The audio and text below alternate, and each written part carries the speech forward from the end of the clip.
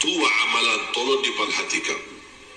Yang pertama, salawat kepada Nabi Muhammad sallallahu alaihi wasallam.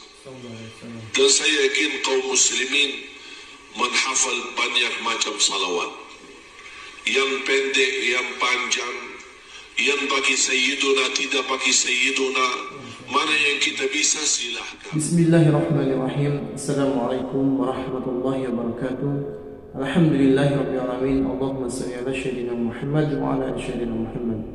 Sahabat, teman-teman yang beriman yang insyaallah dirahmati oleh Allah Subhanahu wa taala, pada kesempatan yang sangat mulia ini, pada sama-sama kita simak, kita dengarkan, kita ikuti tausiah yang akan disampaikan oleh guru kita almarhum Syekh Ali Jabir tentang amalan-amalan yang sangat dahsyat, yang pahalanya sangat luar biasa, yang dapat menolong kita baik di dunia maupun di akhirat. Untuk lebih jelasnya, mari sama-sama kita simak tayangan berikut ini. Kami yang belum haji dan umrah, panjangkan umurnya, sihatkan badannya, murahkan rizkinya, berikan kemudahan bisa haji dan umrah dan ziarah Nabi Muhammad sallallahu alaihi wasallam. Rasulullah bersabda di hadis yang sahih yang diriwayatkan Imam Muslim, "Man shalla alayya wahidatan sallallahu alaihi biha ashra." Barang siapa yang salawat kepadaku satu kali, akan dibalas oleh Allah subhanahu wa ta'ala salawat 10 kali. Sungguh jamaah sekalian, kalau tidak ada manfaat sama sekali daripada salawat kepada Nabi Muhammad, selainkan Allah yang salawat kepada kita, itu sudah luar biasa. Karena ulama menjelaskan salawat Allah kepada hamba. Kalau salawat hamba kepada Nabi Muhammad apa?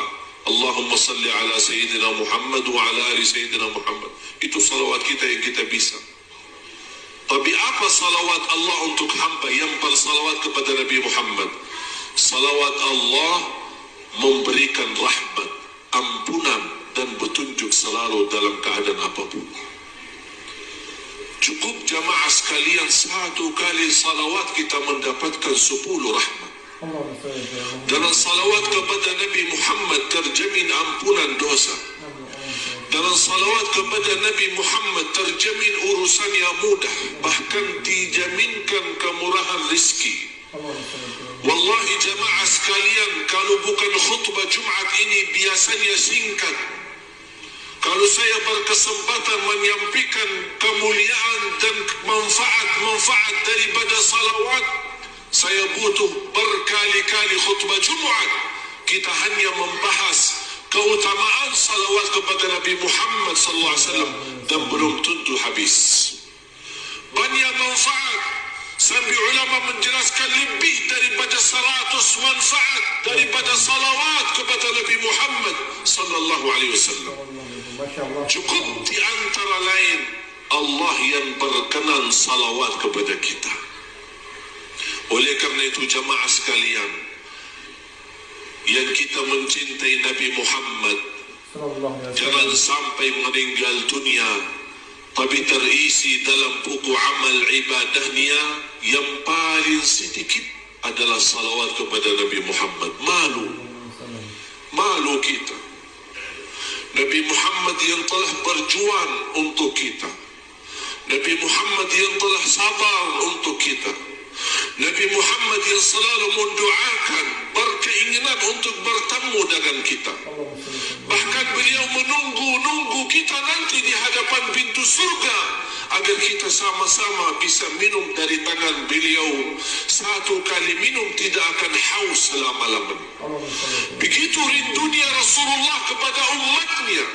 Tapi ternyata di antara amal salih yang kita berkata cinta Rasulullah, tapi ternyata yang paling sedikit kita beramal salih adalah salawat kepada beliau.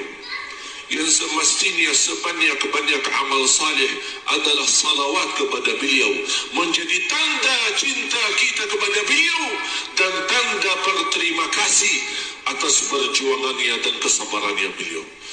Amal salih yang lain bersedekah, Amal salih yang lain menjaga baca Al-Quran. Amal salih yang lain kita bisa mengamalkan zikrullah. Zikir ini termasuk amalan yang sangat sederhana, dan tidak ada di antara kita yang tidak bisa berzikir. Saking mudahnya zikir, boleh berzikir dalam keadaan apapun. Berdiri boleh, duduk boleh, berbaring boleh, sambil jalan boleh, sambil makan boleh, naik motor boleh, naik mobil boleh, dimanapun kita berada boleh. Berzikir kepada Allah tidak harus berwudu. Berzikir kita kepada Allah tidak harus menghadapi kiblat. Bagaimanapun keadaannya, zikrul kepada Allah. Bahkan seluruh amal ibadah Islam tujuannya untuk mengagungkan dan membesarkan nama Allah. Ya ayyuhalladzina amanu idza nudiya lis-salati min yaumil jumu'ati fas'au ila dzikrillah wa dharul bay'. Dzalikum khairul lakum in kuntum ta'lamun. Fa idza qudiyatis salah, Allah mengajarkan kita untuk segera tunaikan salat Jumat. Tapi bagaimana kalau habis Jumat? Allah ingatkan apa lagi? Fa idza qudiyatis salah fantashiru fil ard. Silahkan bergerak di bumi, carilah rezeki dan karunia Allah Subhanahu wa taala. Fantashiru fil ard wabtaghu min fadlillah wadhkurullaha katsira. Jangan lupa berbanyak zikir kepada Allah. Bahkan ibadah haji yang tidak terlepas daripada zikir, Allah masih mengingatkan, selepas haji pun jangan lupa berzikir kepadaku, kata Allah. Fa idza qadaytum manasikakum fadhkurullah. Kalau sudah habis haji dan manasik haji, berzikirlah kepada Allah.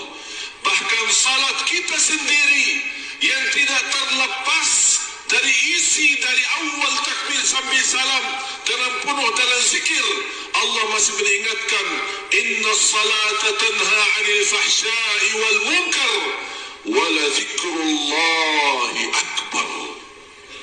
Zikirlah kepada Allah lebih besar dan lebih mulia. Saya berikan amalan dalam kesempatan ini. 2 amalan, tolong diperhatikan. Yang pertama, salawat kepada Nabi Muhammad sallallahu alaihi wasallam. Dan saya yakin kaum muslimin menghafal banyak macam salawat. Yang pendek, yang panjang, yang bagi Sayyiduna, tidak bagi Sayyiduna. Mana yang kita bisa, silahkan. Bahkan ulama menjelaskan, berbanyak salawat kepada Nabi Muhammad di hari Jumaat lebih mulia daripada berbanyak baca Quran. Mengapa? Karena itu permintaannya Nabi kita, Nabi Muhammad sallallahu alaihi wasallam. Rasul kita sallallahu alaihi wasallam bersabda di hadis yang sahih, "Akthiru alayya min as-salati yawm al-jum'ati wa laylataha." Berbanyaklah salawat kepadaku di hari Jumaat dan malam Jumaat. Ini permintaan Rasul. Kalau bahasa kita, permohonan Rasul. Boleh tidak diterima permohonan Rasul? Terima. Dengan senang hati kita terima dan kita amalkan.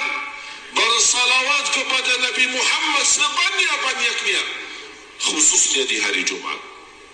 Yang kedua, Rasulullah sallallahu alaihi wasallam bersabda di hadis yang sahih, "Man qala alhamdulillah fil yawmi wal layla qabla tulu'i asy-syamsi wa qabla ghurubiha 100 marrah kana ka'annama tasaddaqa bi 100 farasin muhammalatin fi sabilillah." Allahu Akbar. Rugi banyak manusia yang tahu enaknya zikir, mudahnya zikir, tapi tidak berzikir. Rasulullah bersabda, barang siapa yang mengucapkan Alhamdulillah 100 kali, Alhamdulillah saja 100 kali. Sebelum terbit matahari di pagi hari dan sebelum tenggelam matahari di sore hari. Pahalanya apa? Seperti orang bersedekah 100 kuda perang fisabilillah. Allahu Akbar. Saya menghitungkan Alhamdulillah 100 kali dah sampai 3 menit. Siapa yang mampu bersedekah kuda perang? Tidak ada yang mampu. Tapi dengan ucapan Alhamdulillah saja 100 kali tidak melebihi 3 atau 4 menit, kita mendapatkan nilai sedekah 100 kuda fisabilillah. Hadis sahih. Oleh kerana itu jemaah sekalian, sebelum terbit matahari pagi hari, kira-kira habis subuh. Dalam matahari sore hari, kira-kira habis asar sebelum maghrib.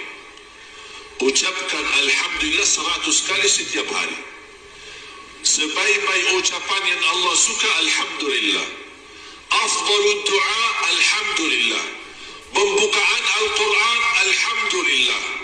Bahkan Alhamdulillah lebih berat daripada bumi dan langit.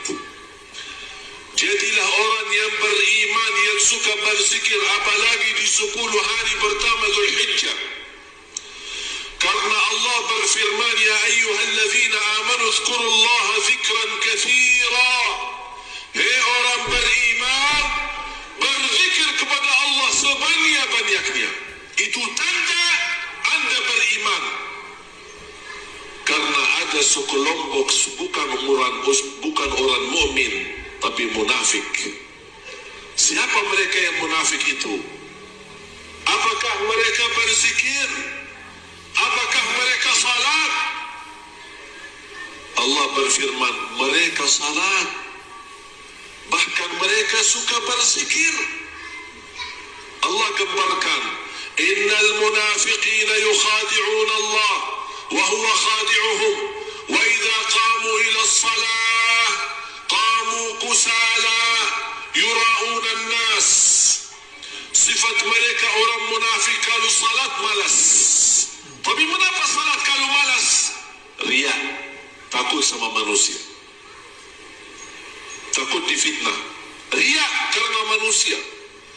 Terus apakah mereka berzikir? Wala yazkuruna Allah illa qalila. Mereka berzikir tapi sedikit. Supaya kita jauh dari sifat munafik, apa yang harus kita lakukan? 2 hal. Salat dengan ikhlas, semangat, jangan malas-malasan. Yang kedua, berzikir sebanyak-banyaknya. Enak itu zikir. Hadis yang terakhir yang saya sampaikan dalam khutbah ini, ada seorang sahabat datang kepada Rasul, ya Rasulullah, tolong berikan kepada aku amalan yang menjamin aku masuk surga bersamamu. Allahu Akbar. Ini permintaan yang luar biasa. Dia tidak minta masuk surga saja, tapi dia minta, ya Rasulullah, tolong kasih aku amalan yang menjamin aku masuk surga bersamamu. Berarti dia tidak mau masuk surga selain bersama Nabi Muhammad sallallahu alaihi wasallam. Rasulullah SAW menjawab, la yazalu lisanuka ratban min dzikrillah. Usahakan basahi lidahmu dengan zikir kepada Allah. Artinya selalu berzikir kepada Allah. Inna Allah wa malaikatahu yusalluna 'alan nabi. Ya ayyuhalladzina amanu sallu 'alaihi wa sallimu taslima. Allahumma salli 'ala sayyidina Muhammad وعلى آل سيدنا محمد كما صليت على سيدنا إبراهيم وعلى آل سيدنا إبراهيم وبارك على سيدنا محمد وعلى آل سيدنا محمد كما باركت على سيدنا إبراهيم وعلى آل سيدنا إبراهيم في العالمين إنك حميد مجيد. اللهم اغفر للمسلمين والمسلمات والمؤمنين والمؤمنات الأحياء منهم والأموات إنك سميع قريب مجيب الدعوات. يا الله, berkahi semua yang hadir dalam keberkahan salawat kepada Nabi Muhammad. Ya Allah, aku mohon di hari yang mulia dan agung ini untuk semua jemaah yang hadir, selepas Jumat ini masing-masing pulang sudah diampuni segala dosanya, disucikan hatinya, dibersihkan jiwanya, diselamatkan setiap langkah-langkahnya, dikabulkan segala hajatnya. Ya Allah, di antara kami yang belum haji dan umrah, panjangkan umurnya, sihatkan badannya, murahkan rizkinya, berikan kemudahan bisa haji dan umrah dan ziarah Nabi Muhammad sallallahu alaihi wasallam. Birahmatika ya arhamar rahimin. Allahumma ya Allah, atas izinmu kami berkumpul bersama-sama salat Jumat di masjid ini. Ya Allah, berilah kepada kami kemuliaan, sama-sama jumpa lagi di dalam surgamu ya Allah, bersama Nabi Muhammad sallallahu alaihi wasallam. Ya Allah, tolonglah kami di hari kiamat dengan syafaat Nabi Muhammad. Jadikan kami ya Allah yang pantas mendapatkan syafaat Nabi Muhammad. Ya Allah, jadikan kami hamba-hamba yang mendapatkan kemuliaan minum air dari tangan Nabi Muhammad sallallahu alaihi wasallam. Birahmatika ya arhamar rahimin. Ya Allah, ampuni orang tua kami, muliakan orang tua kami, jadikan orang tua kami mulia di sisimu dunia akhirat. Ya Allah, pelihara anak dan cucu kami, anak dan cucu penghafal Al-Quran, anak dan cucu salih salihah, anak dan cucu yang menjaga nama baik keluarga kami ya Allah. Lindungilah anak dan cucu kami dari keburukan dunia dan dari kejahatan manusia. Birahmatika ya arhamar rahimin. Ya Allah, akhiri hayat kami dengan husnul khatimah, husnul khatimah, husnul khatimah. Rabbana atina fid dunya hasanah wa fil akhirati hasanah wa qina azaban nar, wa qina azaban nar, wa qina azaban nar. برحمتك يا عزيز يا غفار يا رب العالمين. عباد الله، إن الله يأمر بالعدل والإحسان وإيتاء ذي القربى وينهى عن الفحشاء والمنكر والبغي يعظكم لعلكم تذكرون. فاذكروا الله العظيم الجليل يذكركم واشكروه على نعمه وآلائه يزدكم ولذكر الله أكبر. Alhamdulillahirrahmanirrahim. Sahabat yang beriman, itulah tadi ilmu yang disampaikan oleh guru kita almarhum Syekh Ali Jabir. Mudah-mudahan bermanfaat, mudah-mudahan kita dapat istiqomah untuk berselawat kepada Nabi kita Muhammadin sallallahu alaihi wasallam. Mudah-mudahan kita semua mendapatkan syafaat beliau di hari kiamat. Mudah-mudahan kita dapat meminum air di Telaga Kautsar langsung dari tangan Nabi Muhammad sallallahu alaihi wasallam. Mudah-mudahan kita selalu istiqomah, mudah-mudahan kita mendapatkan selalu ampunan dari Allah Subhanahu wa taala dan kemudian kita mati dalam keadaan husnul khatimah. Amin amin ya rabbal alamin. Mungkin itu saja yang bisa dapat disampaikan. Saya akhiri, wassalamualaikum warahmatullahi wabarakatuh.